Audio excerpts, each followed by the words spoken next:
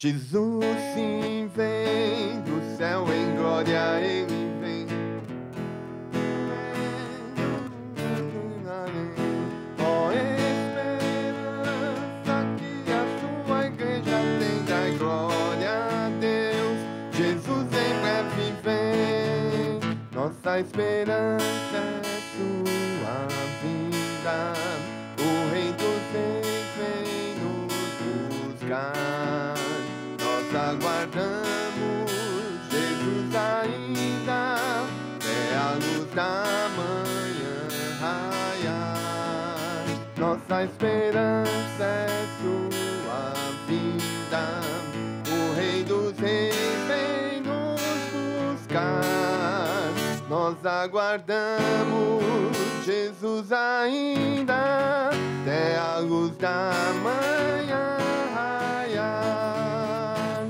Jesus sim vem, os mortos esperando estão o grande momento da ressurreição e do sepulcro em breve levantarão, dai glória a Deus.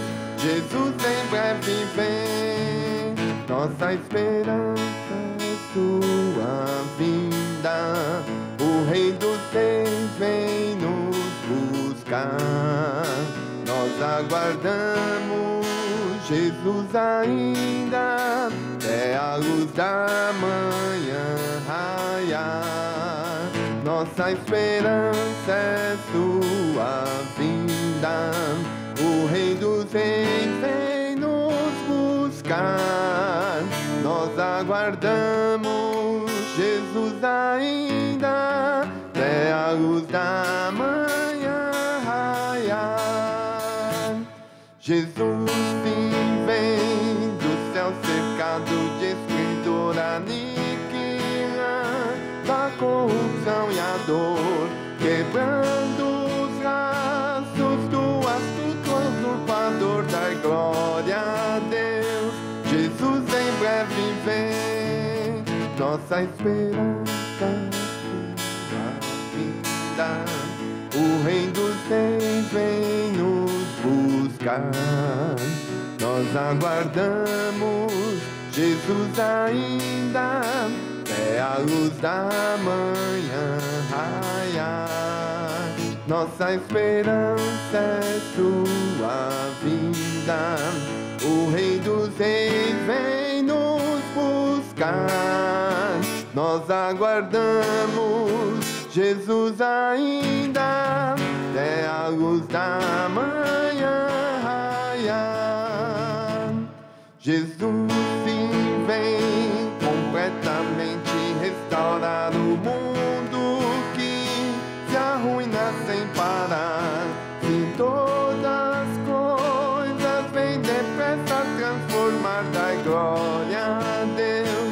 Jesus em breve vem, nossa esperança é sua vinda. O Rei dos Reis vem nos buscar. Nós aguardamos Jesus ainda, até a luz da manhã raiar. Nossa esperança é sua vinda. O Rei dos Reis vem nos buscar. Nós aguardamos Jesus ainda, até a luz da manhã raiar. Jesus sim vem, e sempre eterna adoração daremos nós ao Rei de coração, ao grande autor da nossa eterna salvação, dai glória a Deus. Jesus em breve vem, nossa esperança é sua vinda. O Rei dos Reis vem nos buscar. Nós aguardamos Jesus ainda, até a luz da manhã raiar. Nossa esperança é sua vinda. o Rei dos Reis vem nos buscar. Nós aguardamos Jesus ainda, é a luz da manhã raiar. Amém. Mais um hino, irmãos. O hino de número 169.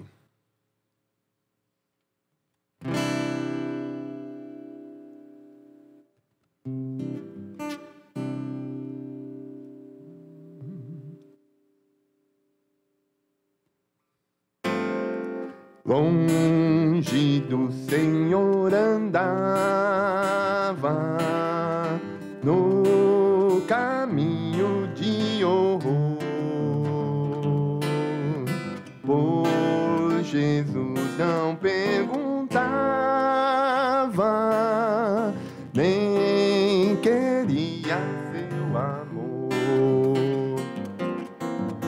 Oh, porque Jesus me ama, eu não posso te explicar, mas a ti também te chama, pois deseja te salvar.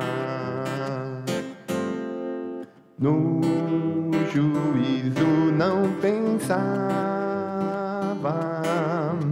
nem na minha perdição, nem minha alma desejava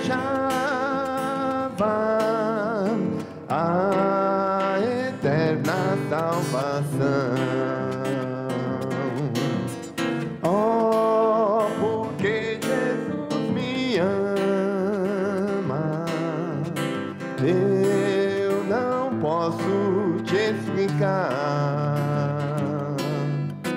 mas a ti também te chama,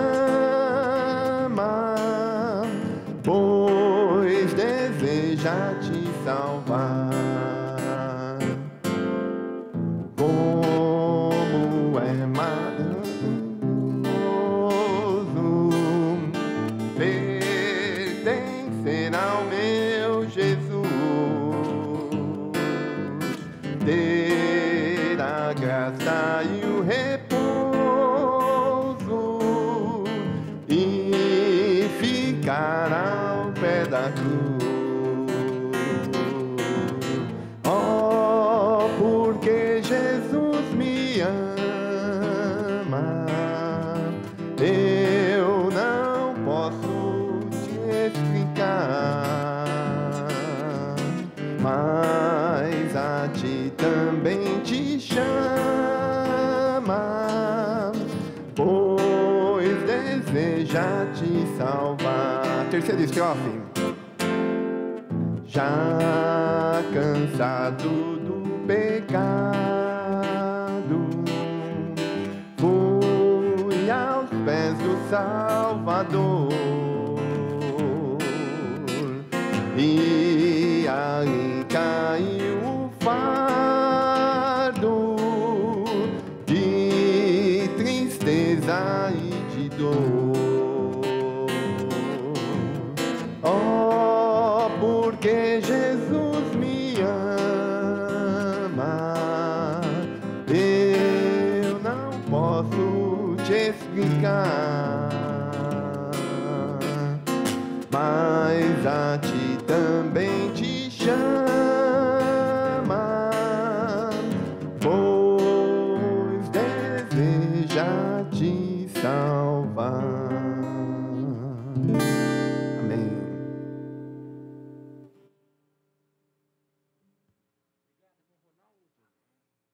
A paz do Senhor aos irmãos, graças a Deus que nos dá vitória por Jesus Cristo. Eu quero apresentar a igreja, Ladies First, primeira esposa do irmão Saulo, a irmã Daniele Riga, está aqui, esta jovem. Fica de pé, minha irmã, olha só. A gente estava desejoso de que você viesse aqui, Daniele. Que bom que você veio. Essa é a casa de Deus. sua casa para adorar o nosso Deus, fique à vontade. O irmão Saulo também, o esposo dela, nosso querido irmão Saulo Riga, que está nos presenteando com esse mês de conferência, né? Que Deus abençoe este casal da Igreja Batista do Calvário. Graças a Deus por eles estarem nos dando a alegria da companhia deles. São bem-vindos, como a igreja recebe, bem-vindos em nome do Senhor Jesus. Pode sentar, irmã Daniela, irmão Saulo, fique à vontade.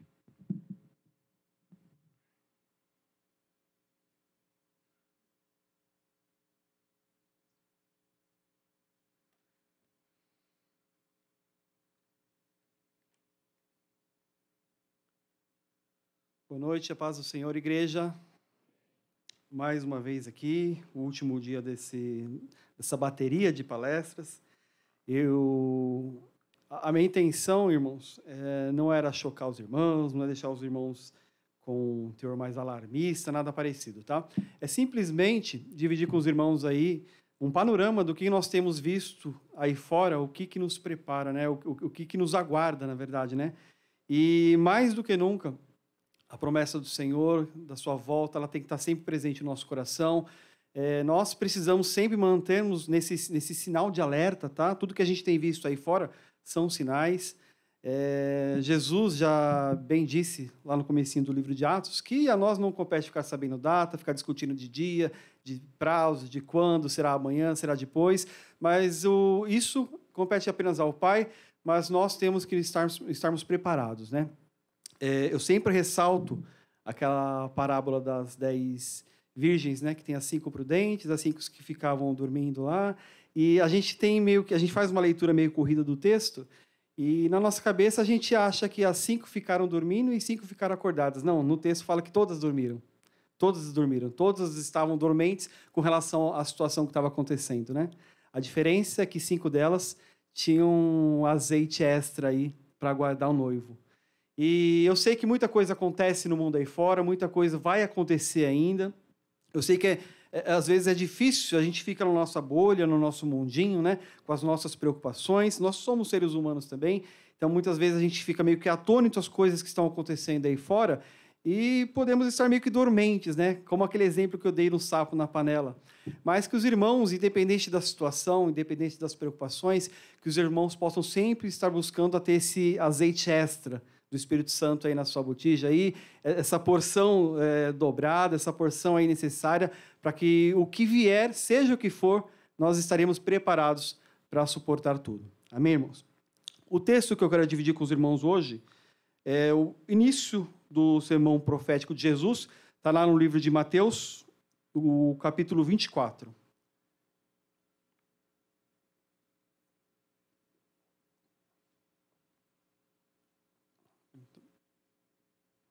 Mateus 24, a partir do verso 1 até o 8, tá?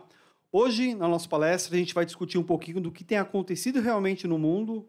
Principalmente, a gente tem visto nesse primeiro semestre muitas coisas, né? Pandemia, rumores de guerra, conflitos aí civis em vários locais. E será que isso tem alguma relação com o princípio das dores? A gente consegue se encaixar num cenário profético? A igreja hoje, será que nós estamos...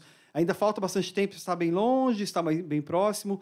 Como que a gente consegue estudar as profecias do sermão profético de Jesus lá no sermão do Monte das Oliveiras e tentar se enquadrar com o que a gente tem visto aí fora, tá?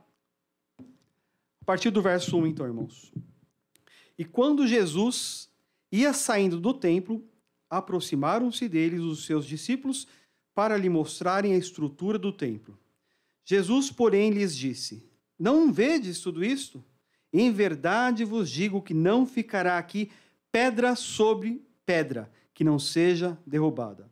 Estando assentado no Monte das Oliveiras, chegaram-se a ele os seus discípulos em particular, dizendo: dize-nos, quando serão essas coisas? Que sinal haverá da tua vinda e do fim do mundo? Jesus, respondendo, disse-lhes: acautelai-vos, que ninguém vos engane, porque muitos virão em meu nome, dizendo: eu sou o Cristo, e enganarão a muitos. E ouvireis de guerras e de rumores de guerras. Olhai, não vos assustei, porque é míster, ou seja, é necessário que tudo isso aconteça, mas ainda não é o fim. porquanto se levantará nação contra nação e reino contra reino, e haverá fomes e pestes e terremotos em vários lugares. Mas todas essas coisas são o princípio das dores. Irmãos, a minha ideia hoje é justamente a gente fazer de uma forma mais expositiva, ler versículo por versículo. E esse é um texto muito debatido, muito discutido no âmbito da escatologia. Os irmãos sabem que eu partilho da mesma crença que os irmãos, acreditamos que haverá o arrebatamento da igreja, precedendo todo o período tribulacional. Não é um consenso na teologia, os irmãos bem sabem que existem outras linhas que acreditam que a igreja passa por tudo, mas não é o que nós acreditamos. E longe de nós aqui levantarmos uma bandeira de tratar quem acredita ao contrário é heresia, não, porque esses assuntos da escatologia é muito bem debatido, irmãos. Nós tratamos como assuntos secundários dentro da teologia. O que é assunto secundário? São temas que a Bíblia ela fala bastante, é exaustiva com relação a esse tema, mas tem pontos que a gente não consegue fechar. Um dos pontos é justamente com relação à cronologia, que é muito complexa. E o próprio texto lá no comecinho de Atos, Jesus já responde para os discípulos, para os apóstolos: vocês não competem ficar sabendo de períodos, de datas, isso está com meu Pai. Mas no meio da teologia, a gente muito se debate, algumas pessoas ficam tentando achar data, será que é mais próximo, será que é depois? Tenta encaixar a sequência dos acontecimentos, então isso tem muito debate, tá? Esse sermão profético que a gente leu agora de Mateus 24, ele é um pouco mais complexo ainda. Ele gera muito mais debate. Inclusive, seja as pessoas que acreditam numa outra linha teológica, ou nós que acreditamos que haverá esse arrebatamento antes da tribulação, até mesmo nesta linha, as pessoas acabam discutindo para entender cada verso, onde se encaixa, onde começa tal coisa. E, irmãos, a gente tem que ficar tranquilo que assim, nós sabemos que as coisas vão acontecer. A cronologia do que vem, qual verso vem antes do outro, onde encaixar tal coisa, vamos ficar com a orientação de Jesus em Atos. Esse tipo de coisa a gente pode até debater, mas com muita mansidão, com muito respeito, entendendo que tem coisas que compete a Deus saber. E principalmente quando a gente entra na questão de cronologia, é um pouco mais complicado, tá? Então, quando a gente fala do sermão profético, pensa que eles passaram pelo templo, né? Os discípulos começaram a mostrar toda a estrutura do templo, eles se retiram lá para o Monte das Oliveiras, e é onde Jesus começa a dar resposta para os discípulos. E a própria pergunta dos discípulos, se vocês forem ler aqui, não é uma pergunta direta, é uma pergunta complexa. Primeiro, eles estavam falando do templo, né? E Jesus falou que daquele templo seria derrubado e não ficaria pedra sobre pedra. E os discípulos justamente perguntam, já faz uma pergunta mais genérica. Quando acontecerão essas coisas que eles estavam conversando, que era justamente sobre a destruição do templo? E eles já emendam, quais serão os sinais da tua vinda? Já uma outra pergunta diferente. E quais serão os sinais do final do mundo? Então, é uma pergunta complexa. Por isso que Jesus estende todo o sermão profético do capítulo 24 e emenda um pouco do capítulo 25, dando toda essa resposta. Aí cabe aí aos estudantes de teologia tentar encaixar onde é que Jesus respondeu cada uma dessas partes, tá? Por isso que tem tantas diferenças. Para não me ater nesses pontos, a gente não toma muito tempo nesse debate, eu vou falar de uma forma mais genérica. Como eu disse, independente da linha escatológica, seja quem estiver assistindo em casa, ou se tem algum irmão que não partilha da mesma linha que nós acreditamos, tem pontos que são indiscutíveis, né? Que nem eu falei, esses pontos são secundários. Tem pontos que são primários, que são indiscutíveis. Por exemplo, Jesus vai voltar. Isso é indiscutível. Independente da linha teológica, escatológica que as pessoas sigam, Jesus vai voltar. O mundo vai piorar. É uma outra questão também que não tem espaço para debate. Haverá um sistema, haverá uma pessoa, uma personalidade que vai encarnar a figura do anticristo e vai levar um mundo caótico aí para o final dos tempos até a vinda de Cristo, onde ele cessa toda a ação do maligno. Então, também são pontos que são indiscutíveis. Todas as linhas escatológicas, eles seguem esses mesmos pontos. Só começa a se separar na ordem das coisas, tá? Então, a minha ideia aqui é passar para vocês uma visão mais generalizada, até para a gente não tomar muito tempo nesse debate. Jesus, ele chama, no verso 8, essa linha de sucessão de acontecimentos do princípio das dores. E quem já viu uma mulher aí passando pelas dores de parto, sabe como que é o negócio? Começa devagarzinho, vai aumentando, e não aumenta só a frequência das dores, como a intensidade das dores. Então, nós entendemos que a ilustração que Jesus Cristo faz quando ele começa a falar das questões de terremotos, de guerras, de fomes, de tudo que vai acontecer, a ilustração, quando ele fala das dores de parto, segue a mesma linha. Porque, naquela época, já o mundo passou por muitas guerras. O Império Romano, então, foi muito conhecido por dominar praticamente todo o mundo daquela época, né? E estabeleceu o que, em latim, eles chamam de Pax Romana, a paz romana, que é aquela paz forçada, né? Se você tiver de acordo em servir o Império Romano, a gente está em paz com vocês. Se tiverem contra, é espada. É a famosa paz romana, a paz forçada. E alguns entendem que, inclusive, quando Jesus fala, a minha paz eu vos dou, não vou lá dou como o mundo a dá, era justamente o povo fizesse essa diferença, que a paz dele era diferente dessa paz forçada que o mundo oferecia naquela época. Então, eles vinham já de muitas guerras, existia um terremoto muito grande, séculos antes, que inclusive em alguns escritos de profetas, eles relatam desse terremoto, na história, na arqueologia, eles têm a comprovação disso, então, terremoto não era uma coisa diferente para eles, guerras, fomes, conflitos, tudo isso acontecia já naquela época. Então, como é que a gente toma esses sinais nos dias de hoje, se naquela época já existia? Justamente fazendo uma associação com o princípio das dores, as dores de parto. Essas coisas sempre aconteceram, mas nós entendemos que vai chegar um momento que a intensidade dessas coisas vão aumentar e o espaçamento de tempo entre essas coisas acontecerem também vão ficar cada vez menores. Isso é a ilustração do princípio das dores de parto. Então, hoje a gente vai olhar um pouquinho do que está acontecendo aí fora e entender se as coisas estão como sempre foram ou se tem aumentado de intensidade e frequência ou não. Isso serve de sinal para saber se nós já estamos adentrando no princípio das dores ou não, tá?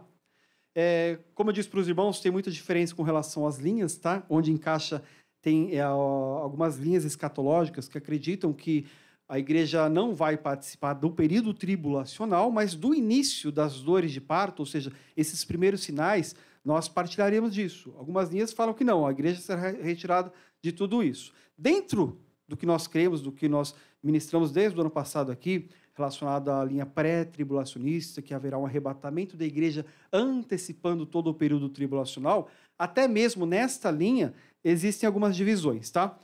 Particularmente eu, Saulo, e boa parte, não vou falar aqui 100%, mas boa parte dos que seguem a linha do pré-tribulacionismo acreditam sim que a igreja vai ver alguns sinais do princípio das dores de parto. Tanto é que Jesus, em um dado momento, ele fala o seguinte, ainda não será o fim, serão só o princípio das dores. Então, quando Jesus fala que não será o fim, então ele já está deixando bem claro, quando essas coisas começarem a acontecer, é só o acender da fagulhinha lá que vai explodir isso no período tribulacional. Mas ainda não é o final dos tempos, tá? Então, boa parte dos que creem no pré-tribulacionismo acreditam sim que a igreja, no princípio das dores, nós participaremos.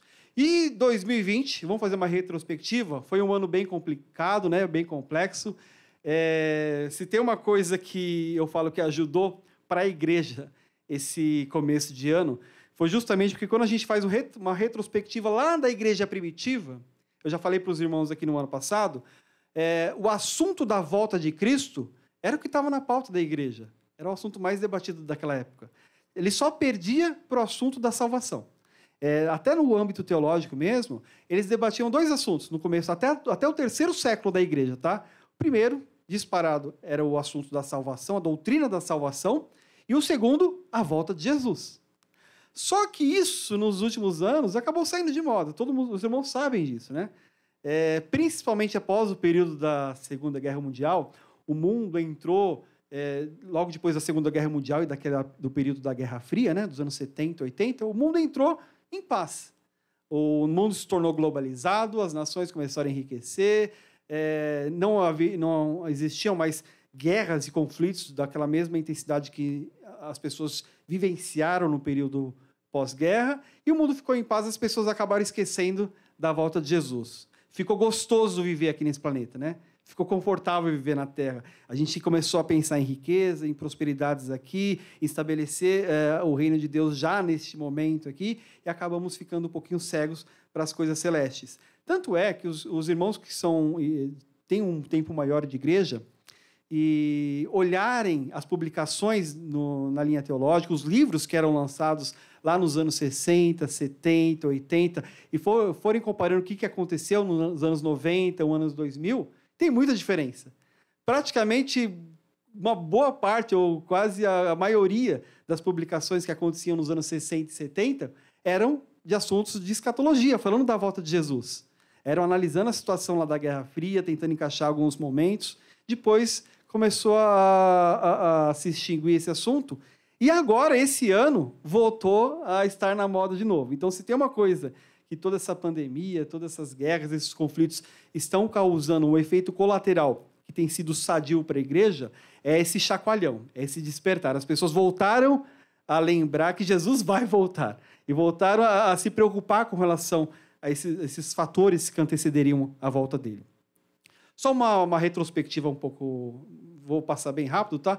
Começamos o ano de 2020, né? Logo lá em janeiro, nos primeiros dias após a virada do ano, com várias manchetes dos jornais falando que estaria já próximo do risco de uma terceira guerra mundial.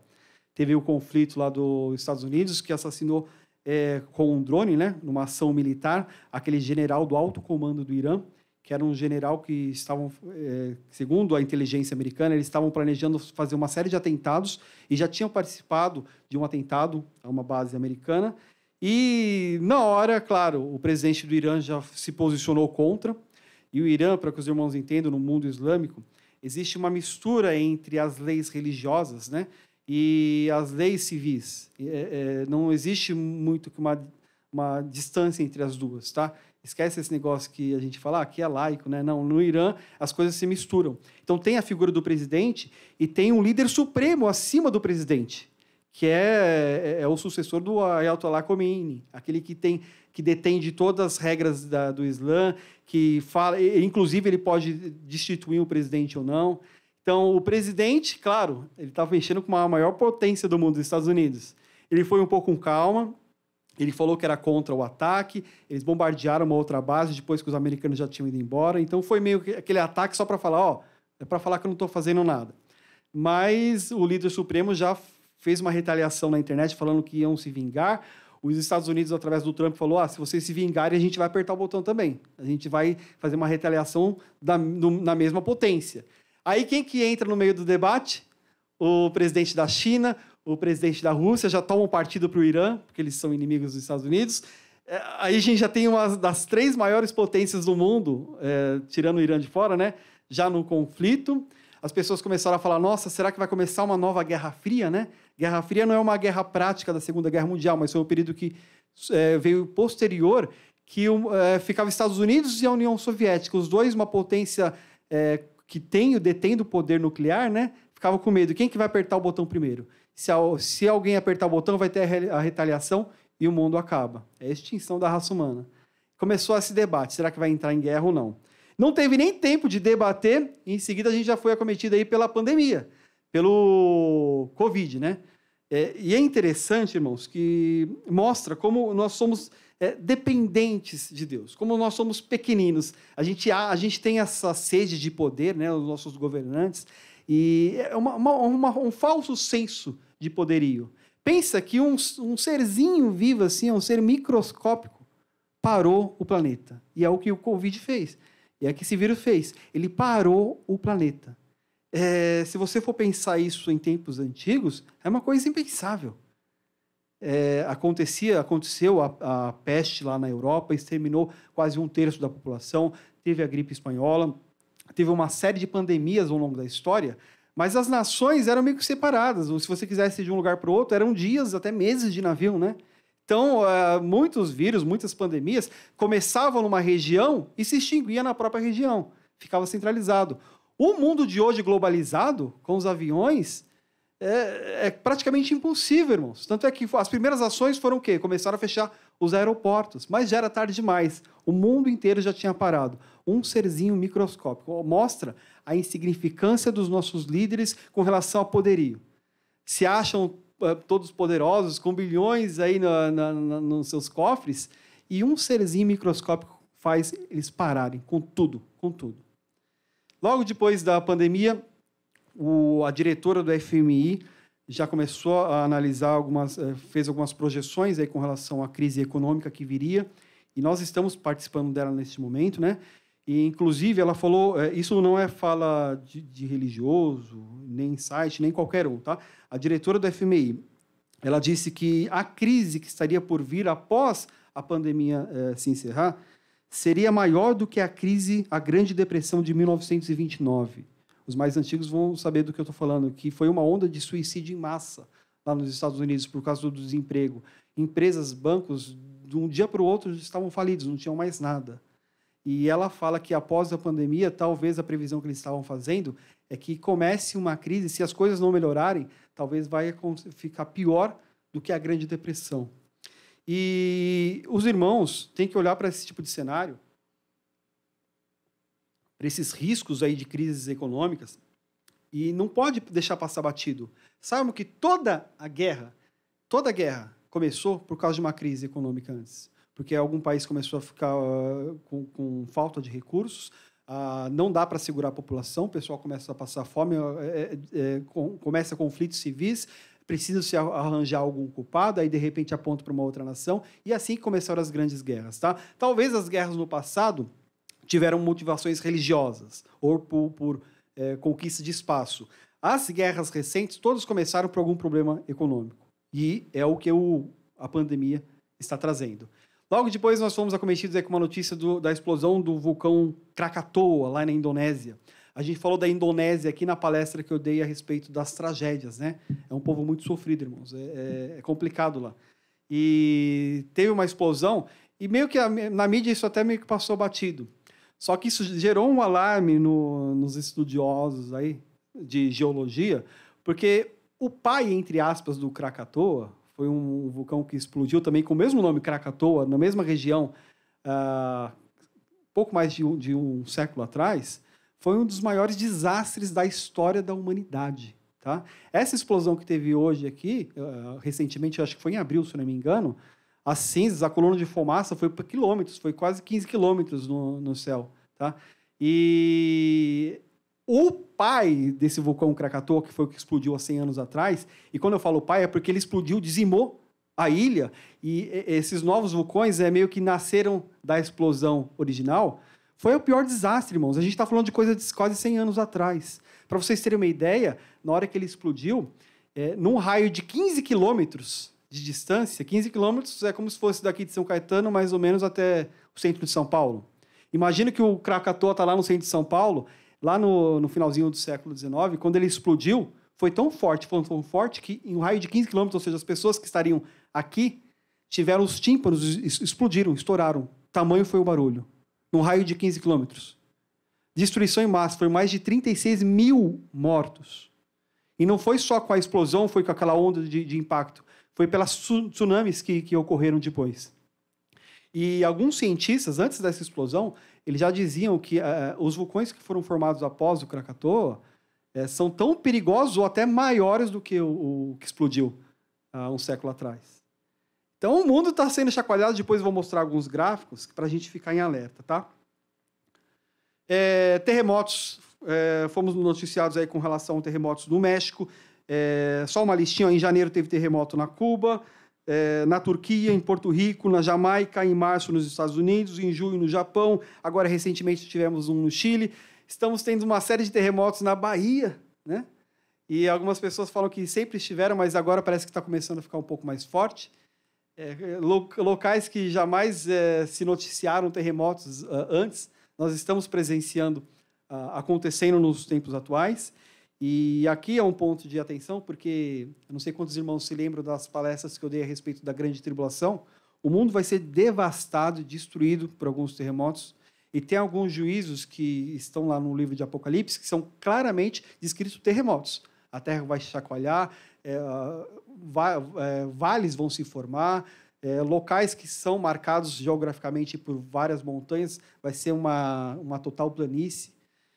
Existem alguns terremotos que, inclusive, as pessoas vivas, isso está em Apocalipse, elas vão reconhecer, vai ser uma magnitude tão grande, num status tão global, que as pessoas vão reconhecer que é sobrenatural, que alguma coisa está acontecendo, a ponto de chamarem, no livro de Apocalipse, um desses terremotos, eles vão chamar da ira do Cordeiro, ou seja, sabem que tem algum fator sobrenatural, vai ser uma sucessão de acontecimentos. E, irmãos, pensa que a gente está falando de alguns aspectos sociais, políticos, econômicos. Quando começa a chegar no âmbito das catástrofes naturais, desculpa, não tem o que fazer. Entre guerra econômica, você consegue tentar resolver de uma forma política, né?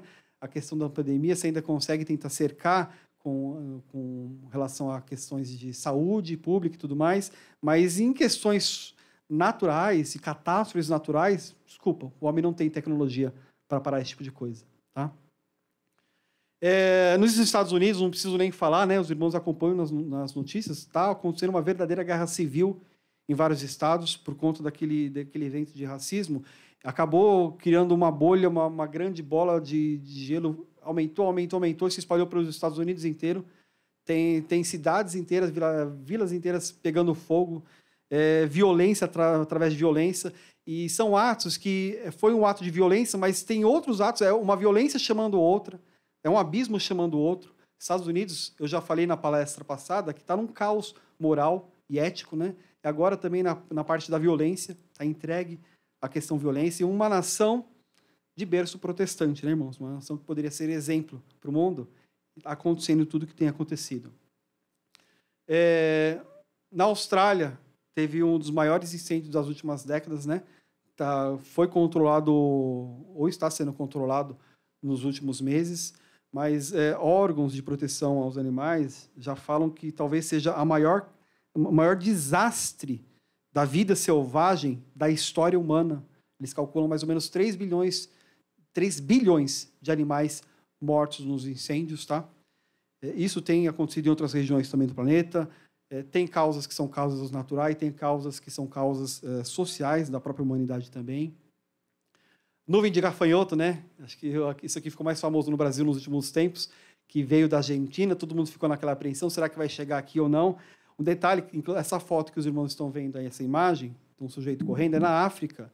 A gente ficou sabendo dessa nuvem de gafanhoto agora, recentemente, por conta da Argentina, mas a ONU já tinha declarado no comecinho desse ano, e até na minha página eu tinha feito essa notícia, logo no comecinho do ano, a ONU tinha declarado emergência nacional, não só nos países que estavam sendo afetados pela nuvem de gafanhoto lá na África, quanto em todo o continente africano, por conta da crise de comida que vai começar a ter lá, da fome, porque justamente eles passam e acabam com tudo que é vegetação, tudo que é plantação. A África a gente já sabe que é um país difícil com relação a tratar com a fome, né? Com isso, então, pior ainda. E o que aconteceu lá na África foi não só num país, mas se estendeu para 10 países. Gente, 10 países, essa nuvem passando e devassando tudo. Tá? E a gente ficou sabendo agora, por causa da Argentina, mas já destruiu todo o continente africano. E onde passa, tem alguns locais que os moradores relatam que fica uma escuridão. Eles chegam, é tão denso, uma quantidade tão grande, que eles tampam a luz do sol. A região fica por horas debaixo de escuridão. Tá? E perseguição cristã, principalmente nessa época do Covid, eu já falei para os irmãos que alguns governos estão aproveitando, justamente quando a gente fala na questão de apoio aos necessitados, para obrigar os cristãos, vilarejos cristãos, a negarem a sua fé, ou a declararem a fé unicamente no sistema de governo, ou na religião islâmica, fazer a declaração de fé islâmica para poder receber comida.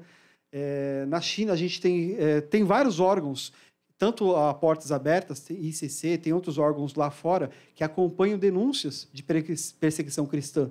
A China está aproveitando demais nesses últimos meses. Para vocês terem uma ideia, que ficou um pouco corrido na palestra passada, eu não consegui trazer as fotos das matérias que têm acontecido nos últimos tempos. Mas na China, tem vilarejos, tem províncias que eles estão pagando quase $70 para as pessoas que conseguirem pegar ou com um celular ou com um gravador, gravar cultos domésticos de cristãos, cultos escondidos, ou com uma filmagem. Eles estão pagando $70 para o próprio povo, ser espião do próprio povo, para poder denunciar. Igrejas estão sendo derrubadas a rodo, irmãos, a rodo. E o governo tem alegado que é por falta de papelada, esse tipo de coisa. Só que a papelada, quem aprova, são eles.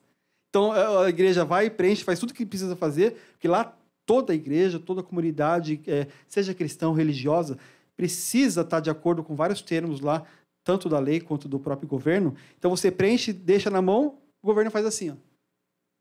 Aí dá alguns meses, derruba a igreja. Por quê? Porque não está aprovado só papelada, mas são eles que aprovam. Então, vários locais eles estão removendo cruzes, objetos sagrados, principalmente de templos católicos também. Tem algumas igrejas chinesas que os funcionários eles trazem a foto do presidente e obrigam a colocar em algum local do templo. Ou seja, removem objetos sagrados de igrejas católicas, de algumas igrejas que carregam a cruz, eles retiram, mas colocam lá a foto. E eu disse para os irmãos que tudo eu tenho visto como um grande experimento do diabo para justamente quando entrar esse sistema do anticristo, está tudo pronto. No futuro vai ser assim também, né? Não faça mais menção a nada que faça qualquer tipo de defesa ou que faça alguma menção a qualquer tipo de Deus. A divindade é o sistema, é o anticristo, é a besta, é a imagem dele que tem que ser colocada nos templos. Tudo um grande experimento, tá? Isso tem, não só na China, tá? Se vocês forem ver a Nigéria está acontecendo um verdadeiro genocídio.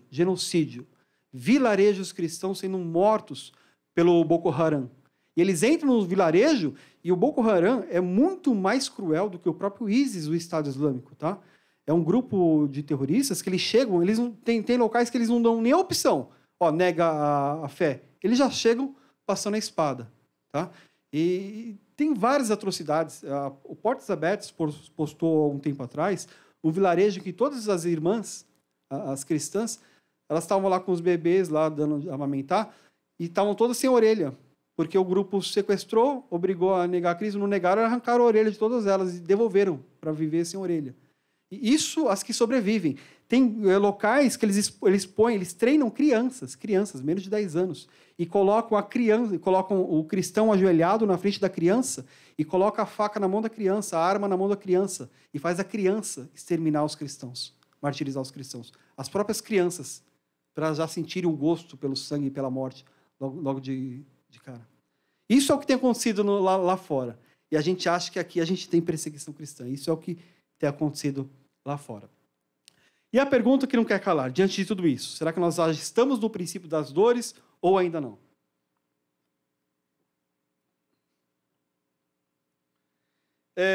Agora eu vou entrar um pouco nos versos, de uma forma mais sistemática, para a gente tentar analisar tudo isso que a gente tem visto aí fora, encaixar dentro do texto e ver se realmente a gente está se aproximando desse período ou não. Primeiro no verso 1 e 2, quando Jesus saindo do templo, o cenário é justamente, eles estão passando pelo templo lá, os discípulos estão mostrando toda a estrutura. O templo construído por Herodes, depois do templo de Salomão, era um templo bem mais pomposo, bem maior do que o de Salomão. Claro, o de Salomão foi o que foi colocado mais riquezas, né? Foi talvez o que os judeus até hoje têm mais saudade. Mas Herodes, sendo idumeu, não sendo judeu, para ganhar a afeição do povo judeu, investiu pesado na ampliação do templo, na reestruturação. Ele fez toda uma ampliação. Tem pessoas que têm dúvidas quando falam que Jesus falou, não ficará pedra sobre pedra, e falam, mas os judeus não ficam lá no Muro das Lamentações rezando?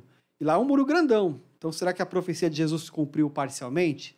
Não, na verdade, aquele muro das Lamentações que os judeus ficam lá rezando é uma das ampliações, é como se fosse um muro de sustentação, um muro de arrimo, construído por Herodes nas imediações do templo. Mas do templo mesmo não sobrou nada.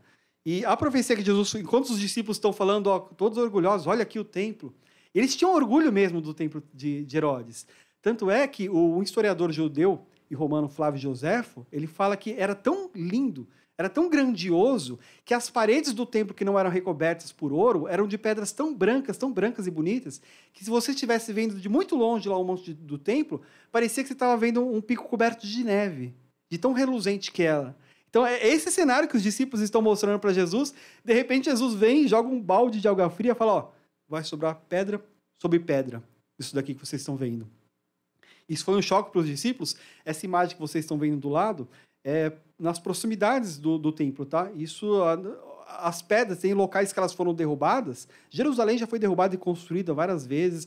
Pedras foram utilizadas nas pavimentações, outras construções, casas, muros. Mas em alguns locais, as pedras onde caíram, lá em 70 depois de Cristo, continuam no mesmo lugar. Eles encontraram essas pedras que o Flávio José falava. E a profecia de Jesus foi tão clara e foi tão objetiva que, como que ele foi destruído? Os romanos atearam fogo, incendiaram toda a cidade. E ainda tem-se uma discussão por que incendiaram e destruíram também o templo e não apenas profanaram, como eles costumavam fazer, né? Geralmente os romanos não destruíam os templos das religiões. Eles colocavam uma estátua da divindade deles, justamente que era mais vergonhoso do que a destruição. Mas por algum motivo eles destruíram. Por quê? Porque Jesus já tinha profetizado. O que Deus decreta, irmãos, independente do costume, da cultura, as nações são obrigadas a fazerem, mesmo que de uma forma inconsciente. E o ouro, que revestia algumas das paredes, começou a derreter por conta do incêndio, penetrou nos vãozinhos entre as pedras, e quando esfriou, os soldados, justamente eles não iam deixar todo aquele ouro, né? Tinham que levar o despojo, acabaram derrubando pedra sobre pedra, literalmente conforme a profecia de Jesus. Então, literalmente, a profecia de Jesus, isso que a gente vê no verso 1 e 2, aconteceu cerca de mais ou menos 40 anos depois que Jesus teve essa conversa. E a conversa de Jesus, quando o verso, ele fala que ele está mostrando o templo, né? Ele fala que não ficará pedra sobre pedra. E no verso 3, fala que, e se assentando no Monte das Oliveiras. Tá? Para os irmãos terem uma ideia, onde que aconteceu esse bate-papo de Jesus com os seus discípulos? Essa foto que vocês estão vendo aqui é lá de Jerusalém, tá? Aquela cúpula dourada lá em cima, tem gente que até acredita que é uma sinagoga, uma coisa dos judeus, não, aquilo lá é uma mesquita azul, tá? Fica em Al-Aqsa. Lá é o local onde estaria o templo de Herodes e os muçulmanos ergueram essa mesquita no mesmo local, tá? Essa foto eu tirei uns 3 anos atrás, quando eu estive lá com minha esposa, e a gente está justamente, sabe onde? No Monte das Oliveiras. Então imagina que lá do fundo, é essa visão panorâmica que Jesus teve naquela época do sermão do profético. Os discípulos mostraram toda a grandiosidade do templo, depois caminharam rumo ao Monte das Oliveiras, se assentaram, e foi quando Jesus começou a conversar e apontar para alguns detalhes e explicar o que aconteceria no final dos tempos. É esse o cenário que Jesus tem naquela época. E tem um detalhe aqui que é legal deixar de curiosidade para os irmãos. Tem esse quadradinho amarelo lá para o lado esquerdo da imagem, é uma porta, tá? É uma porta chamada Porta Dourada, o Portão da Misericórdia. Na época de Jesus, ela chamava Porta Oriental, ou Porta de Suzã. Vou dar até um zoom aqui, para vocês enxergarem. Tá? Se vocês notarem, lembra que eu falei, Jesus está sentado no Monte das Oliveiras, de onde a gente bateu essa foto, aí tem um vale, de repente começa o monte do templo. Essa visão que Jesus tem. Essa porta, antigamente, ela foi reconstruída uma outra porta por cima, tá? As construções originais estão quase 6 metros abaixo do solo. Isso é interessante que tem muitos cristãos, devotos, que colocam a mão no chão, na parede, e choram, beijam o chão, estou pisando no chão onde Jesus andou, lá na Via Sacra. E Jerusalém já foi destruída e reconstruída várias vezes. Na verdade, o piso que Jesus pisou em vários locais está quase 6 metros abaixo do solo, né? Foi se elevando. E esse portão está acima do portão original, que era a porta oriental, a porta de Suzã. E era a porta que dava um acesso mais rápido e direto ao templo dos judeus, ao segundo templo, o templo de Herodes. Então, pela interpretação de algumas profecias judaicas, eles acreditavam que era por essa porta que o Messias, quando viesse ao mundo, ia adentrar. Ele ia chegar do Monte das Oliveiras, ia entrar por essa porta oriental e ia ter acesso ao templo. E foi justamente onde a arqueologia e a história acredita que Jesus entrou em Jerusalém no texto da entrada triunfal, onde as criancinhas todos cantaram Hosana, colocaram ramos, né? E o Messias já entrou, é que eles não aceitam, né? Mas o Messias, nosso Messias Jesus, já adentrou nesse lugar. Se vocês perceberem, parece que ela está lacrada, não parece, ela está lacrada. E não é uma porta é pedra, não é uma porta de madeira que você abre. Ela está lacrada com pedra. Perto do fim da Idade Média, os muçulmanos, sabendo dessa profecia judaica, eles falaram, não, por aqui então o Messias... E na profecia, os judeus acreditam que o Messias vai entrar nessa porta rumo ao local onde ficaria o templo e vai retomar Jerusalém da mão dos muçulmanos para entregar na mão dos judeus. Então eles bloquearam, e desde então, essa pedra, desde a época de Jesus até, tá? Na Idade Média ela foi reconstruída várias vezes, mas toda vez que reconstruíam, era assim, travada. Eles querem impedir a entrada do Messias judaico naquele lugar, o Messias que já adentrou há mais de 2000 anos atrás. E na frente da pedra, da porta tampada aí pelas pedras, tem vários túmulos em branco que vocês conseguem ver nessa imagem. Os muçulmanos profanaram toda aquela entrada da porta oriental com um cemitério islâmico, porque eles sabiam que o Messias também vai ser sacerdote, e pela lei mosaica lá de Números 19, 16, é dito que um sacerdote ou um judeu não pode tocar numa sepultura senão se torna impuro por 7 dias. Então, além de tampar com pedras a porta oriental para o Messias não entrar em Jerusalém, eles construíram e profanaram a frente da entrada da porta com um cemitério. O que é engraçado, irmãos, é que, primeiro, Jesus já entrou, não tem o que fazer. E, segundo, esse cenário onde os discípulos estão assentados, ouvindo sobre o final dos tempos, é o Monte das Oliveiras. É o mesmo monte onde Jesus, um tempo depois, eles viram Jesus ascender aos céus. O mesmo local. O mesmo local onde Jesus está falando do final dos tempos e da volta dele, é o local onde ele ascendeu. E pelas profecias do Antigo Testamento, boa parte da escatologia, e a nossa linha acredita assim também, está lá em Zacarias capítulo 14, verso 4, nós acreditamos que é onde o Messias volta também, onde tem a volta de Jesus, e ele coloca os pés sobre o Monte das Oliveiras. É tudo nesse cenário. E lá em Zacarias 14, é escrito que quando ele coloca o pé sobre o Monte das Oliveiras, sabe o que acontece? O monte se parte. Acontece um terremoto, abre-se uma grande fenda, divide o monte de lado a lado, que é por onde, na profecia, é dito que os judeus remanescentes, no final do período tribulacional, eles fogem, os últimos que sobram, né? E fica justamente de frente com a porta e com o cemitério. Então, o que tentaram fazer para impedir Jesus? Primeiro, ele já entrou. Em segundo local, tudo isso que fizeram, no final dos tempos, quando ele colocar os pés, isso tudo vai sair voando pelos ares, irmãos. Jesus não vai precisar vir tocar com o dedo para abrir a porta. Uma grande fenda vai se abrir e tornar acessível Jerusalém para ele de volta, tá? Então, é mais uma curiosidade para os irmãos verem que até as pessoas que não acreditam em Jesus na volta dele, não acreditam, mas estão fazendo tudo o que precisa para tentar impedir ele de retornar. Quando a gente vai já para o verso 4 e 5, e Jesus respondendo disse-lhes, acautelai-vos que ninguém vos engane, porque muitos virão em meu nome dizendo, eu sou o Cristo, e enganarão a muitos. Saulo, mas o espírito do anticristo já estava naquela época. Quem nega a Cristo já é um anticristo. Anticristo quer dizer não apenas negar, ou seja, se colocar em oposição a Cristo, como se colocar no lugar de Cristo. Desde aquela época já tinham. Mas hoje, irmãos, o que eu quero trazer para os irmãos de realidade, justamente eu estou tentando trazer associações com as dores de parto. Falsos cristos, desde que Jesus ascendeu aos céus, têm existido. E a Bíblia diz que eles enganarão muitos. Só que o que a gente tem visto nos últimos anos, no último século, nas últimas décadas, isso tem brotado do chão adoidado, tem aumentado a intensidade. E se antes eles enganavam alguns povoados, alguns vilarejos, hoje eles enganam milhões e milhões de pessoas. A ponto de ter uma quantidade de pessoas tão grande que chega a ser maior do que populações de países.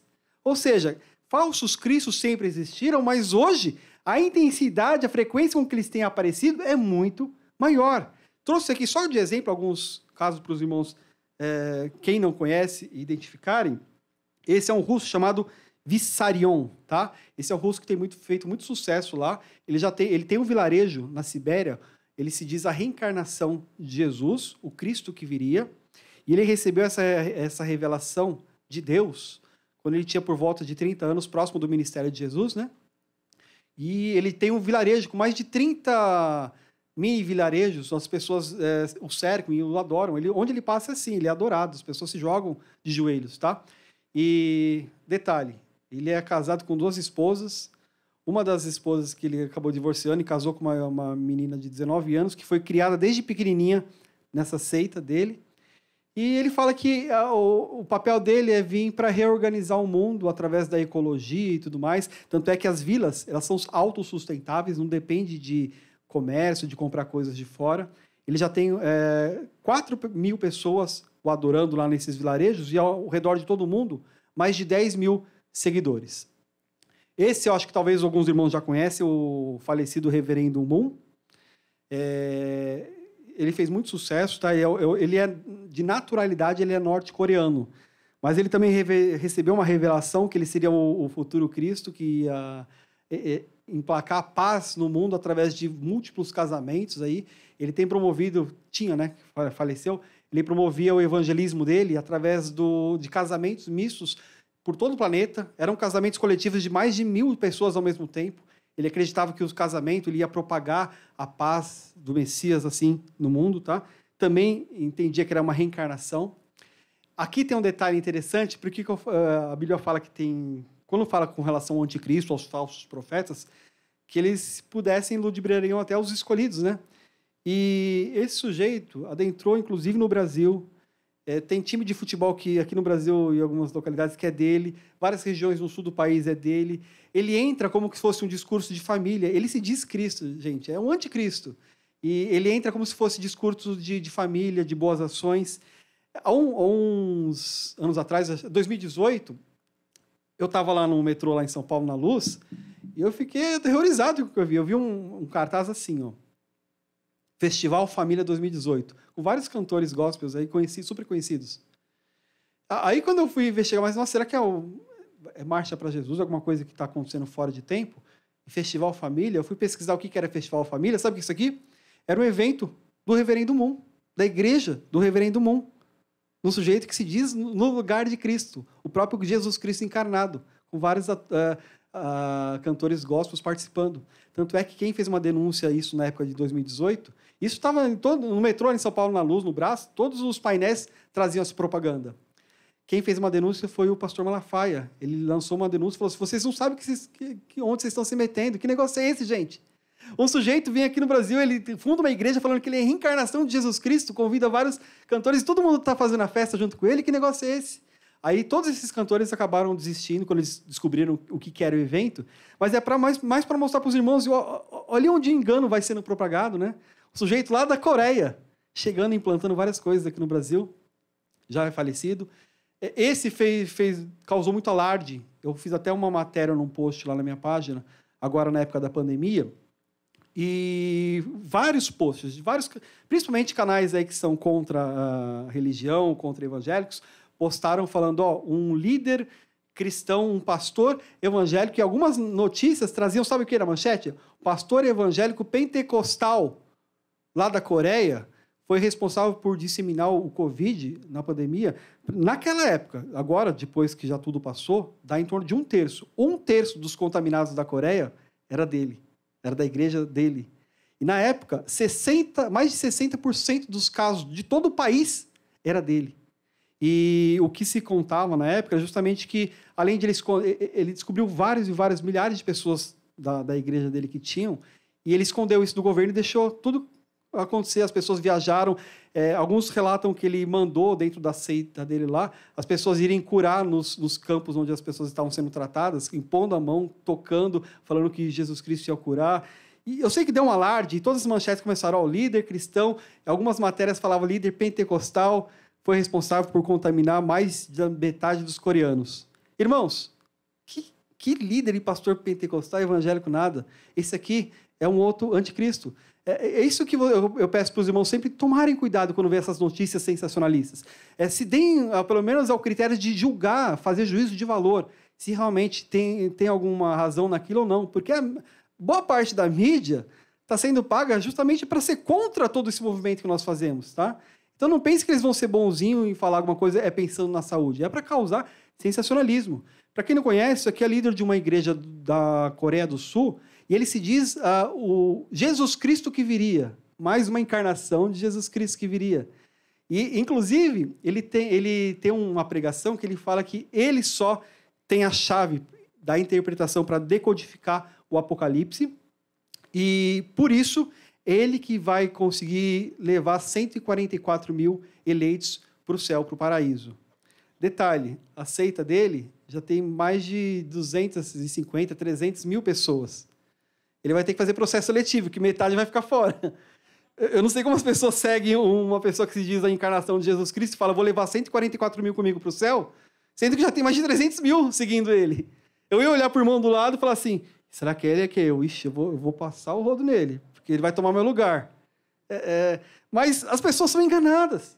E não são enganados porque são ignorantes, não. É o espírito do anticristo, irmãos, que vem operado desde aquela época, o espírito da mentira.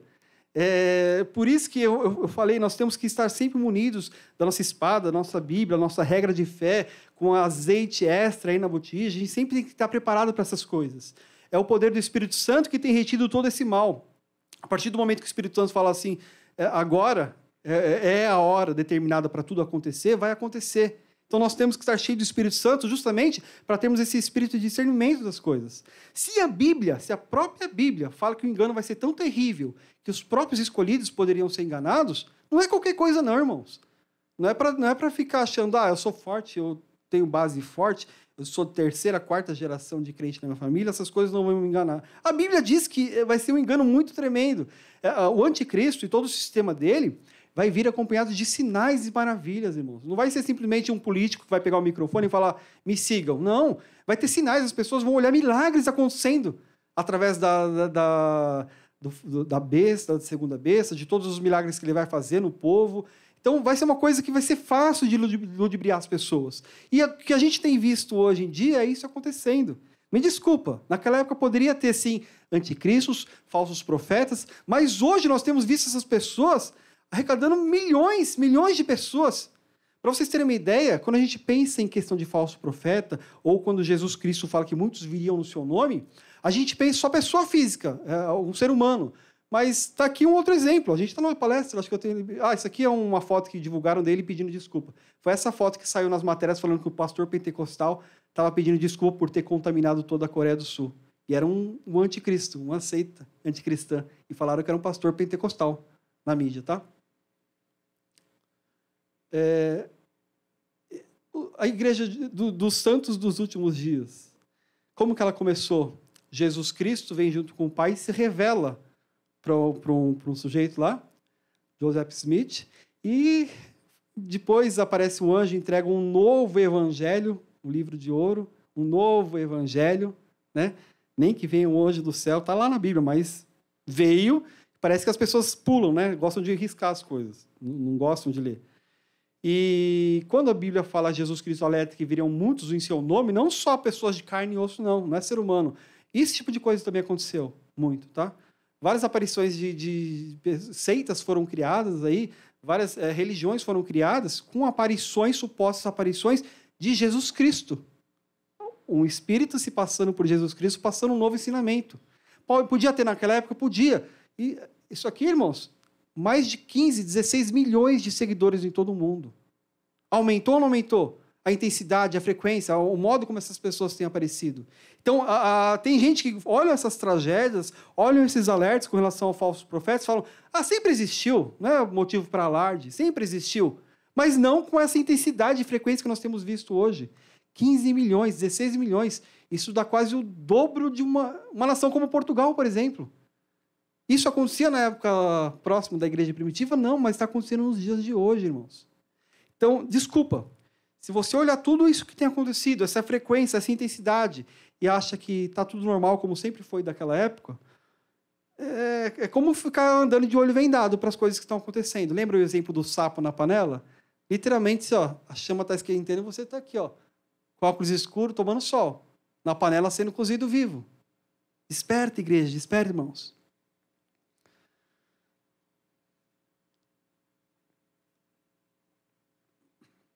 Pulando para o verso 6. E ouvireis de guerras e rumores de guerras. Olhai, não vos assusteis, porque é necessário, que isso tudo aconteça. Mas ainda não é o fim. Tá? Então, quando a gente vê esse tipo de coisa acontecendo, ainda não é o fim, mas vão acontecer. Guerras, rumores de guerras. Eu estava conversando com... No primeiro dia, eu estava conversando com o pastor Eli sobre um relógio do Apocalipse, do juízo final, que eu trouxe aqui na palestra do ano passado. E, para quem não estava aqui, só retomando, tá?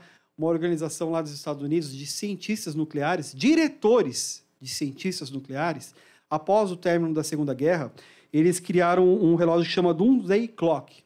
Eles apelidam o relógio de relógio do juízo final. O mundo, né, descobriu a potência de uma bomba nuclear, começaram a enriquecer urânio adoidado, começaram a desenvolver várias ogivas, né? E as duas grandes nações mais poderosas naquela época, que eram os Estados Unidos, e depois da guerra lá, a União Soviética, desenvolveram esse armamento. Guerra sempre existiu? Sempre existiu. Mas com essa capacidade que nós temos hoje na nossa geração, de com uma guerra, com um apertar de botões, exterminar a humanidade, isso não tinha antes. As guerras no passado eram travadas com espadas, né? Com arco e flecha. Hoje, com um apertar de botão, eu dizimo toda uma nação. E todos os sistemas de medição, a partir do momento que eu aperto meu botão aqui, a outra nação já tem todos os satélites posicionados, ele sabe que alguém apertou o botão e ele sabe que tem algumas questão de minutos para apertar o dele também, de retaliação. E vai apertar também. Outros também vão olhar a mesma coisa e vão apertar também. Vai chegar uma hora que é só bomba ogiva nuclear voando sobre as cabeças de todo mundo e não existe mais humanidade. Acabou. Voltamos à Idade da Pedra. Por isso eles criaram esse relógio, um relógio fictício. E eles começam a marcar, eles vão mexendo no ponteiro, eles vão acompanhando como que é o andar da carruagem do mundo, como que tá as tensões envolvendo essas grandes potências nucleares, questões climáticas também, porque sabe que toda vez que altera uma questão climática ou algum desastre econômico ou alguma grande catástrofe, isso fere não só o orgulho, mas o poderio das nações, e uma nação com o fundamento dela meio que abalado, principalmente economicamente falando, é mais suscetível de entrar numa guerra, de começar a caçar culpado ou buscar recursos nas outras nações. Então eles vão acompanhando todo esse cenário. E eles montaram esse relógio. Desde o final da Segunda Guerra Mundial, eles começam a mexer no ponteirinho do relógio, 17 minutos, 15 minutos, e quantos minutos faltam para meia-noite. O que é meia-noite? Quando o ponteiro fazia assim, é porque com toda a análise que eles fizeram, o mundo já está assim, um estalar de dedos para uma guerra termonuclear e extinguir toda a raça humana, tá? E na Guerra Fria, esse reloginho ficou muito próximo desse 1 minuto, mas nunca ficou menos do que 2 minutos, tá? Para meia-noite, nessa ilustração deles. E principalmente quando os Estados Unidos, lá em 1950 ou 53, tanto os Estados Unidos quanto a União Soviética começaram a fazer testes nucleares muito próximos em escala de tempo de um para o outro, eles colocaram o ponteiro para 2 minutos para meia-noite, ou seja, está muito próximo. Era a época da Guerra Fria, próximo do início da Guerra Fria. Depois, como eu disse para os irmãos, o mundo entrou em paz, globalização, todo mundo com a barriga cheia, ficou gostoso viver aqui nesse planeta, as guerras acabaram ficando cada vez menores, né? O reloginho fez assim, voltou lá para 20, 17 minutos.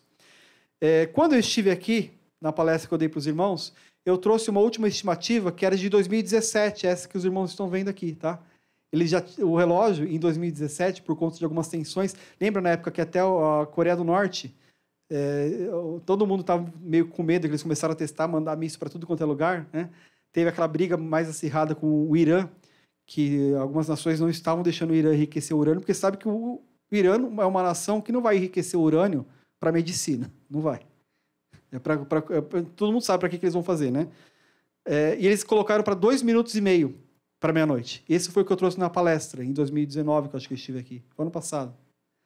Era uma estatística que já estava ultrapassada, porque em 2019, acho que 2018 ou 2019, eles convocaram a imprensa, geralmente eles fazem isso no começo do ano, tá? Eles já tinham colocado lá, não era mais 2 minutos e meio. Em 2018, o ponteiro foi colocado para 2 minutos. Essa tensão, isso, gente, como eu falei, não são religiosos, não são evangélicos, pastores, nem escatológicos, não, são cientistas, são diretores que fazem isso, diretores que especializados em todo esse conflito político, social, e verificam qual que é o risco de uma guerra termonuclear. Eles chamam, não é a Terceira Guerra Mundial, eles falam que é a última das guerras, né? Depois disso, não vai ter mais humanidade para continuar guerreando. Colocaram em 2018 para 2 minutos para meia-noite. Sabe quanto o relógio apontou a última vez 2 minutos para meia-noite?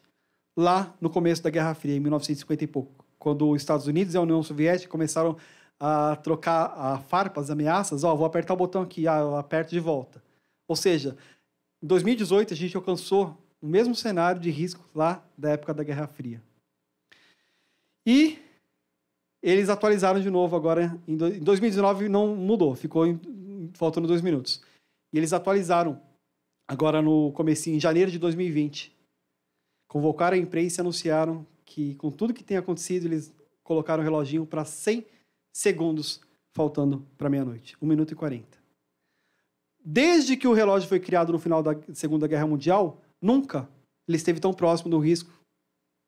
Isso não é palavra de teólogos, são cientistas. Eles chamam o relógio do juízo final. Nunca esteve tão próximo o ponteirinho do juízo final, agora no começo do ano. Isso, a justificativa foi eles viram todas as transformações climáticas, as questões geopolíticas que tinham acontecido, a tensão que aconteceu lá entre o Irã e os Estados Unidos, a China e a Rússia, a China virando uma grande potência maior do que ela já é, Coreia do Norte se armando, as nações islâmicas, Turquia também se armando bastante. E o Covid, isso aqui foi no comecinho de janeiro, não era nem pandemia declarada, mas já estava esse alarde de que um novo vírus estava ameaçando todas as nações, que talvez viria uma grande crise econômica depois. 1 minuto e 40 para meia-noite. 1 minuto e 40 para o juízo final. Não são pastores, não são teólogos, são cientistas, diretores, cientistas termonucleares, avisando que o fim está próximo. Eu não pensei que eu viveria para ver cientistas ateístas falando que o fim dos tempos está próximo, enquanto a igreja estaria dormindo. Olha a inversão dos papéis, irmãos. Nos anos 80, que nem eu falei, a gente vivia no âmbito da Guerra Fria, né? Todo mundo falava de volta de Jesus, depois a igreja dormiu, e agora está precisando um bando de ateus, cientistas aí, vir falar, está próximo do final dos tempos. Alguma coisa vai acontecer. Olha a inversão de papéis. Isso, comecinho de janeiro. Se eles forem acumulando com tudo que tem acontecido depois, eu não sei para onde vai esse ponteiro, tá? Isso é só para os irmãos ajudarem a entender, será que a gente está no princípio das dores ou não? Até os ateus estão apontando que alguma coisa está próxima. Quando a gente fala já agora a partir do verso 7 em diante, que ele fala que ele se levantará nação contra nação, reino contra reino, guerras, irmãos, guerras aconteciam entre reinos diferentes naquela época. Agora, uma guerra, olha, um conflito, a morte de um general iraniano colocou o mundo inteiro em risco de uma terceira guerra mundial. Um homem assassinado, o mundo inteiro em guerra. Globalização. Hoje, as nações, se eu piso no pé da nação do vizinho e começa uma briga, uma guerra, todas as outras nações, pela dependência econômica, geopolítica e tudo mais, precisam tomar partido. Que lado que eu vou ficar? Dos aliados, do outro lado? Então, hoje, qualquer tipo de conflito gera uma guerra de todas as nações. Aumentou ou não a intensidade, a frequência, a seriedade como essas coisas têm acontecido? Reino contra reino, haverá fomes, pestes, terremotos em vários lugares. Aqui tem pessoas que são céticas com relação aos fatores naturais. Sempre aconteceu. Sempre vai continuar acontecendo. Então, deixemos que, novamente, olha que interessante, irmãos, a inversão de papéis. Vamos ver o que a ciência, os cientistas têm falado, se realmente está tudo igual como sempre foi. São todas as estatísticas que eu trouxe para os irmãos já na palestra do ano passado, para quem não viu, e são de órgãos de governo pautados puramente em ciência. Não tem nada de escatologia, teologia aqui, tá? São órgãos científicos, tá? Esse aqui é um órgão que administra pesquisas geológicas nos Estados Unidos. Esse é o índice dos últimos terremotos dos últimos 100 anos. Olha aquela barrinha como subiu. Ela não tem subido assim, ó, linear. Na matemática, na estatística, a gente fala que isso é um crescimento exponencial. Parece que está subindo a ladeira e, de repente, vai sair do papel. É exponencial, não é um crescimento gradativo. Lembra? Dores de parto? Sempre aconteceu? Sempre aconteceu. Mas as dores vão aumentando, a frequência vai diminuindo e a intensidade tem aumentado. Isso são terremotos com magnitude acima de 6, os mais fortes.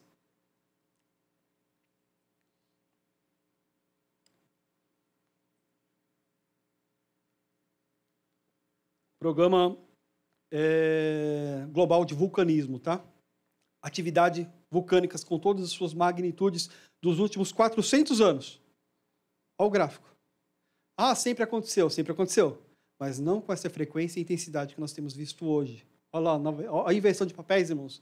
Igreja dormindo e os cientistas, os ateus, apontando que tem alguma coisa estranha acontecendo com o nosso planeta. Atividade solar. Isso aqui é pelo NOAA, tá? Que é um centro que faz a administração tanto atmosférica quanto oceânica nos Estados Unidos. É um resumo das atividades solares. E, novamente, aqui já não tem um crescimento tão exponencial, tão expressivo, mas tem aumentado. E a gente está falando de 400 anos aqui. E o interessante quando a gente fala... E isso é um dos detalhes que as pessoas não prestam atenção. Quando falam em catástrofes naturais, as pessoas pensam em asteroides, em guerras e tsunamis, mas se esquecem de olhar o Sol. O Sol talvez seja um dos grandes destruidores do nosso planeta no período apocalíptico. Tanto é que tem um juízo de um das pragas lá liberadas durante o livro de Apocalipse, que é jogado, um dos últimos, que é jogado sobre o Sol. É derramado a taça sobre o Sol e é dado poder ao Sol o quê? Para queimar os homens.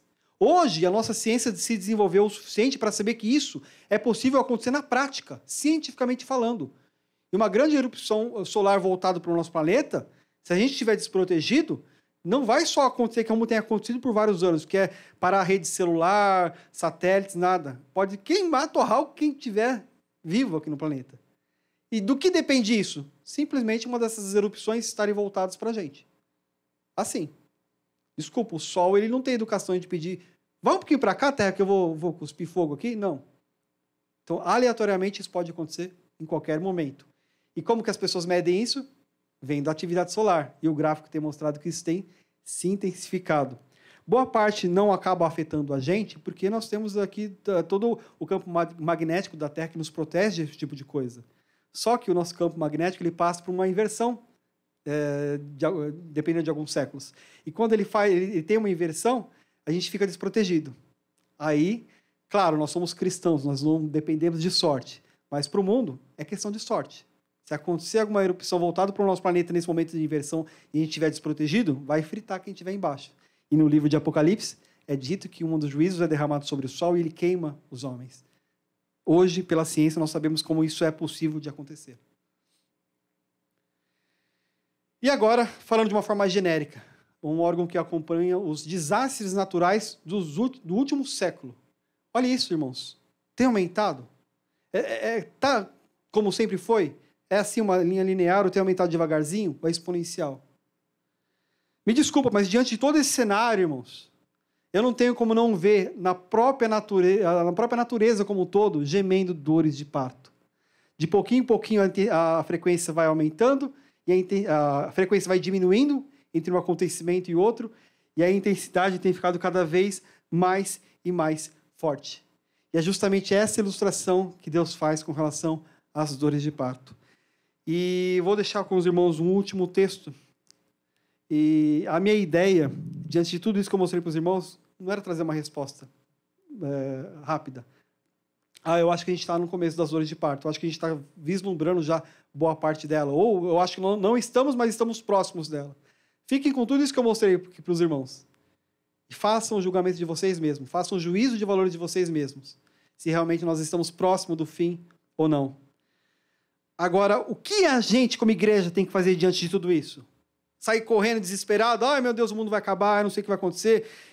Na página, irmãos, eu recebido relatos de pessoas que estão vendendo, empresários com muito dinheiro, que estão deixando as empresas aí entregues aí para advogados, alguma coisa assim, tem vendido tudo e tem ido para o mato, tem ido para o interior já, com medo de tudo que vai acontecer. O que a igreja tem que fazer diante de todo esse cenário? É se desesperar? Ai, meu Deus, a pandemia, ai, meu Deus, a crise. Lembra da palestra das tragédias? Tudo acontece debaixo do controle e soberania de Deus. Tudo está debaixo do controle de Deus.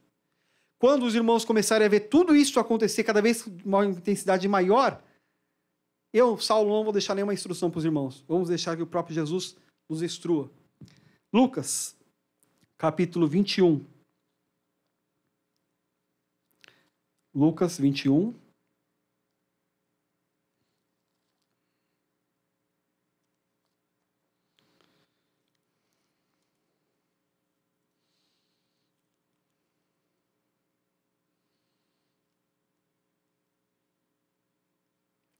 verso 28. Lucas 21, 28. O que a igreja tem que fazer quando começarem a vislumbrar todos esses acontecimentos como nós temos visto? Ora, quando essas coisas começarem a acontecer, não é quando essas coisas já tiverem tudo acontecido, quando começarem a acontecer, olhai para cima e levantai as vossas cabeças, porque a vossa redenção está próxima. É momento de a igreja cada vez se fundamentar mais ainda na palavra, no Espírito Santo de Deus, olhar para cima e não se desesperar, sair gritando que nem um louco. Olhar para cima e falar, Maranata, ora vem, Senhor Jesus. Minha redenção se aproxima. Tudo tem acontecido, talvez algumas dessas desgraças tenham até afetado a minha vida pessoal, a vida econômica, familiar e tudo mais. Irmãos, tudo tem acontecido debaixo do controle de Deus. Daqui a pouco tudo acaba. A nossa redenção está cada vez mais próxima. Convido a igreja a ficar de pé para a gente encerrar essa sequência dessas palestras com uma oração em cima dessa instrução de Jesus Cristo, tá? Depois, como o tempo já acabou ficando curto, pastor, eu vou deixar para os irmãos que quiserem me procurar, fazer alguma pergunta no pessoal, fiquem à vontade, tá? Senhor, meu Deus, meu Pai, diante de tudo que nós temos visto, ó Deus, Pai, não há como ficar cético quanto às coisas da forma como tem acontecido, com a intensidade que tem acontecido. E muito obrigado, Senhor. Muito obrigado por já nos ter alertado isso aqui nas Escrituras, Senhor. O Senhor poderia ter nos deixado cego, atônitos quanto a tudo isso, mas o Senhor foi prazeroso em nos deixar cientes de tudo que estaria acontecendo, Deus, para nos tranquilizar com o Teu Espírito Santo, Deus. Consola os nossos corações, ó Deus. Eu te peço que em nome de Jesus Cristo, cada vez mais e mais nós estejamos fundamentados na Tua esperança e na Tua palavra, Deus. Que o desejo pela Tua volta, que o desejo por se encontrar contigo, ó Senhor, seja maior do que qualquer outro desejo de permanecer aqui nessa terra e prosperar aqui nessa terra, Deus. Ansiamos pela Tua volta, Senhor. Tudo que nós temos visto agora acontecido nesse ano de 2020, ó Deus. Tudo isso que tem acontecido, Senhor, vamos seguir a Tua instrução, olhar para o céu, glorificar o Teu nome e esperar pela Tua volta, porque a nossa redenção se aproxima, ó Deus. Muito obrigado, Deus. Muito obrigado. Maranata, ora vem, Senhor Jesus. Igreja, Maranata, ora vem, Senhor Jesus. Glória a Deus. Muito obrigado, irmãos. Pastor.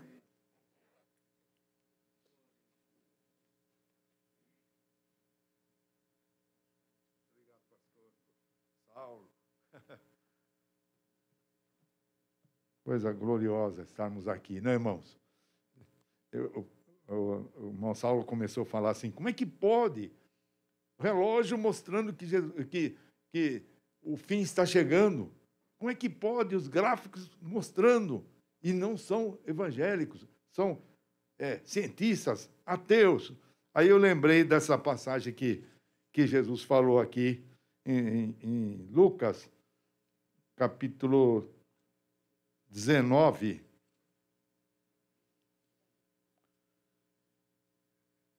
verso 40. E respondendo Jesus disse-lhes, digo-vos que se esses se calarem, as pedras clamarão. São pedras clamando, irmão. Jesus vem, Maranata, as pedras, os gráficos, o relógio. Né? Que coisa para chamar a atenção da igreja. Né? Esses momentos aqui servem para isso, chacoalhada. Né? Deus abençoe o nosso irmão Saulo. Eu pediria agora para o nosso irmão o Ronaldo louvar o Senhor com mais um hino, e nesse hino nós iremos levantar as ofertas para a manutenção da obra do Senhor. Os visitantes fiquem tranquilos, não precisam participar dessa recolhida das ofertas, mas para a manutenção da obra do Senhor, porque a igreja não tem nenhuma subvenção a não ser pelos próprios membros. Enquanto o irmão Saulo, o irmão Ronaldo estiver louvando o Senhor, os diáconos podem já recolher as ofertas. E, após esse hino, convidaria o pastor Paulo para fazer as considerações finais e a oração final. Hino de número 469, irmãos.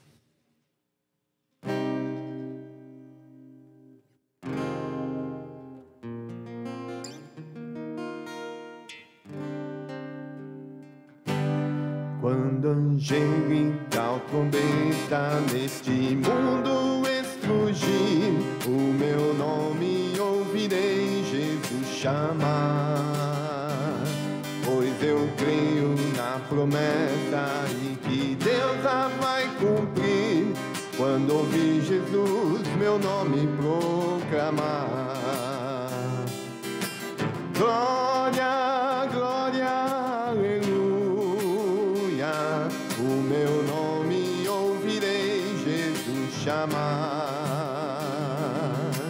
Glória, glória, aleluia, eu espero ouvir Jesus a me chamar. Quando o céu for enrolado e o sol não der mais luz, o meu nome ouvirei Jesus chamar. Passarão a terra e o mar, mas permanecerá Jesus, que meu nome vai na glória pronunciar. Glória, glória, aleluia, o meu nome ouvirei Jesus chamar. Glória, glória, aleluia, eu espero ouvir Jesus a me chamar. Oh, que música suave há de ser pra mim ouvir, o meu nome Jesus Cristo anunciar. Oh, que gozo vai minha alma lá nos altos céus fluir, quando Cristo meu nome proclamar. Glória, glória, aleluia, o meu nome ouvirei Jesus chamar. Glória, glória, aleluia, eu espero ouvir Jesus a me chamar.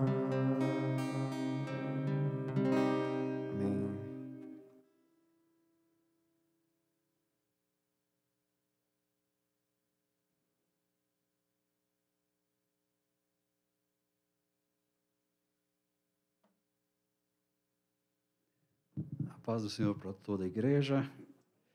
Irmãos, é desnecessário repetir mais uma vez que a igreja está grata na pessoa dos pastores, administração e o povo em geral por essas palestras tão importantes que nosso irmão Saulo tem trazido durante esses 4 sábados de setembro. Então, é uma informações de altíssima preciosidade. Como foi dito aqui, eu também tenho a mesma linha, discutir épocas, datas, quando, fazer tabelas, não sei o quê, e chutar algum dia, alguma data, como já fizeram por aí alguns tempos no passado, e, enfim, não deu em nada. Mas é interessante uma coisa, né? Eu estava pensando aí. O Senhor Jesus pode voltar a qualquer momento. Seja um momento de semanas, seja um momento de meses, de anos, talvez décadas. Mas, citando aquilo que o irmão Saulo falou, sobre as 10 virgens, né, 5 estavam vacilantes e as outras 5 estavam abastecidas com um suprimento maior do azeite, que representa o Espírito Santo. Muito bem. Digamos, então, que daqui um tempo... Digamos, então, não. Sabemos que daqui um tempo, só não sabemos quanto tempo, tudo isso vai se cumprir. O Senhor vai voltar. E a grande tribulação será algo que jamais um ser humano consciente disso gostaria de passar por ela. Porém, a Bíblia diz que vão passar. Os deixados para trás, os que não creram. Mas é interessante, está gravada essa palestra aqui, essas 4 semanas e esta última. Quem de nós pode dizer que seria, não seria viável, não, seria impossível, que esta palestra poderá ser depois vista no YouTube por pessoas que disseram, olha aí, foi avisado. Quem pode dizer que não? A tecnologia está aí. Apesar de toda a destruição, mas ainda sabemos que a regência do planeta estará na mão do anticristo. E os que perderam a partida do navio, né, da nave celestial, os que perderam poderão usar esses documentários, além da própria Bíblia, que Jesus já voltou. Então, Maranata, ora vem, Senhor Jesus. Deus abençoe nosso irmão Saulo, sua esposa, toda a igreja, pastor Eli, pastor Sérgio, Ronaldo, os meninos que gravaram lá, os nossos filhos na fé, né? Glória a Deus por isso. Fiquemos em pé, então, e vamos agradecer ao Senhor. É para eu fazer a oração também? Ou não? Então, oremos. Senhor Deus e Pai, em nome de Jesus, te agradecemos por esta jornada de um mês, dividida em 4 sessões, 4 palestras, pela vida do teu servo, sua esposa, seus familiares, pela vida da igreja, de cada irmão e irmã que pôde atender aqui, e de todo esse material documentado, que está aí para quem quiser depois rever. Pedimos que o Senhor leve-nos na paz. Ajuda-nos a não cairmos no sono, mas naquele sono, como o teu servo disse, que, na verdade, era um sono de já desânimo total, falta do azeite, né? Ajuda-nos a buscarmos sempre este azeite na tua palavra, nas orações, nos cultos, nas reuniões. Senhor, ajuda-nos a prosseguir.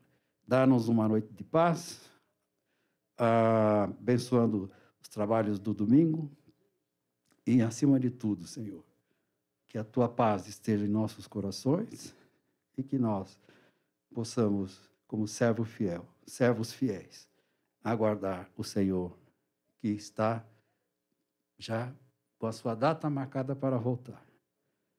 Pode ser qualquer dia para os que estão preparados. Portanto, guarda-nos em contato contigo, ajuda-nos a valorizar a tua palavra, a Igreja de Cristo na terra.